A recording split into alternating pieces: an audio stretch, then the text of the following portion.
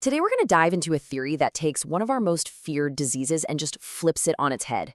It pulls it out of the purely biological world and puts it right in the middle of our lives, our culture, our deepest feelings. Now, it's super important to say right up front that this perspective is way, way outside of conventional medicine. But to really understand the conversation around it, we have to understand the idea itself. So let's explore Wilhelm Reich's radical theory of the cancer biopathy. So right out of the gate, Reich hits us with this absolutely shocking core idea. He says that cancer isn't just some genetic mistake or a bunch of cells going haywire. No. He proposed it was something much, much deeper. The actual physical result of a life that's been starved of joy, of pleasure, of what it means to be truly, vibrantly alive. Now, to get what he's talking about, you have to understand this word he used, biopia. You see, in Reich's view, cancer doesn't just start in a single organ, like the breast or the prostate. It begins as a disease of the whole person. It's a sickness in the body's fundamental life force, something that takes root long, long before a tumor ever even shows up on a scan. So you might be wondering, how in the world does an emotional state, something like pleasure starvation, actually turn into a physical tumor? Well, Reich believed it was this slow, creeping process, something that unfolds over years and years, and most of the time we don't even notice it's happening. He actually mapped it out in 4 steps. He said it all starts with what he called characterological resignation. It's this deep, quiet giving up on life, on really going after what brings you joy. Then that leads to these little physical symptoms that people usually just brush off, a stiff neck, maybe some chronic digestive issues, just a general feeling of being off or numb. Over many years, this creates a state of chronic energy stagnation in the body, weakening the whole system until, finally, the visible tumor appears. And this is the part you really have to hear. According to his theory, by the time that tumor is found, it is not the beginning of the disease, it's the end. It's the final, tragic outcome of a systemic biopathy that has already taken over the entire body.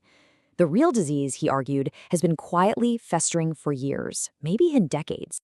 And what's really interesting is that Reich himself admitted he wanted to get away from the whole controversial topic of sexuality. He was hoping his work on biophysics would let him escape into what he called pure medicine, but he found he just couldn't. He came to this reluctant conclusion that the illness he saw in his cancer patients was just fundamentally tangled up with their sexual misery, which for him meant their inability to experience a full, joyful release of their life energy. But for Reich, this wasn't just a bunch of sad, individual stories. He saw it as a symptom of a much bigger problem, a social epidemic.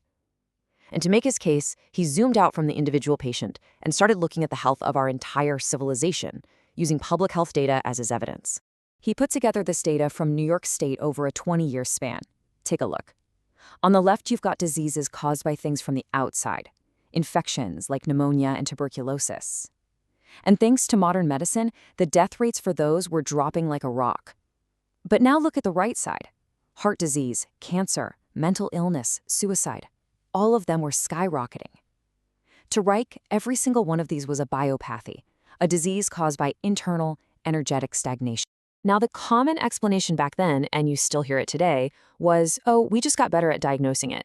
But Reich posed this really sharp question. If that's all it was, then why would heart disease and suicide rates, things that aren't really diagnosed with a new machine, be increasing at the exact same explosive rate as cancer? He was totally convinced there had to be a deeper, shared cause. His answer was this concept he called the social factory. He saw modern society as this kind of machine that's always telling us we should want more life, more love, more connection. But at the same time, through our upbringing and social pressures, it builds this emotional armor around us that actually stops us from getting it. And this huge gap, this chasm between our desire for life and our ability to live it, that, he believed, was what was mass-producing these biopathies. Okay, so if the problem is that big, that deeply rooted in our society, what could a solution possibly even look like?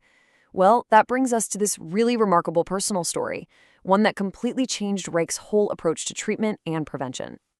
The year is 1942. Deep in the woods of Maine lives Reich's friend, a 70-year-old man named Herman O. Templeton. This was a guy who'd spent his whole life close to nature, a real man of the earth. But Templeton's situation was absolutely dire. He'd been diagnosed with terminal prostate cancer, he was in extreme pain, and the doctors had basically sent him home, giving him maybe 6 months to live. This is where Reich suggested something that was just completely unheard of at the time. He talked Templeton into using a device he'd built called an orgone accumulator, which was basically a simple box designed to concentrate what Reich saw as the body's natural life energy. And here's the crucial part. He had him use it at home, in his own environment, not in some sterile hospital.